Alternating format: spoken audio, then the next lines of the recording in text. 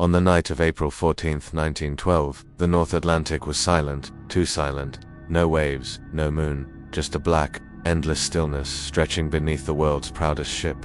The Titanic, glowing like a floating palace in the void, cut through the water at full speed.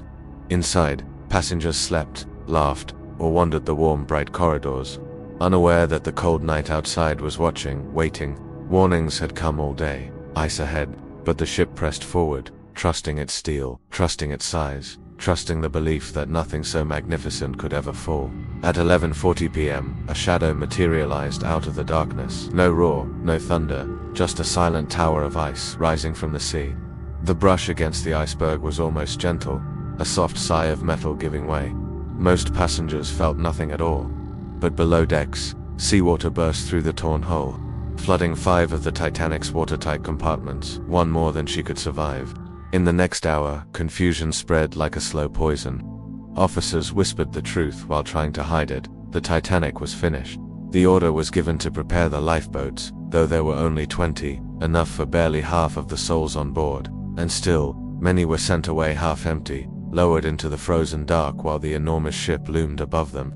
By 1:30 a.m., the bow had sunk deep into the sea, dragging the stern higher and higher. On deck, families clung to one another, refusing to say their final goodbyes until the water forced the choice upon them. The ship's musicians played in the cold, trembling air, hymns drifting over the chaos as if trying to soothe the ocean itself. The cries grew louder, the deck tilted sharper, and then, with a shudder that echoed through the night, the Titanic broke apart. The bow vanished into the blackness, the stern, rising like a monument of grief, held for a moment against the stars before surrendering and plunging beneath the waves. At 2:20 a.m., all that remained were voices in the darkness, hundreds of them, begging, screaming, praying, then fading, one by one.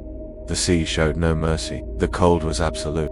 Hours later, the Carpathia arrived to rescue 705 survivors, pulling them from lifeboats surrounded by an ocean that had swallowed nearly 1,500 lives. What had once been called unsinkable now lay broken on the ocean floor, 2 shattered halves resting in eternal silence, a monument to human ambition, a graveyard of dreams, a reminder that even giants can drown.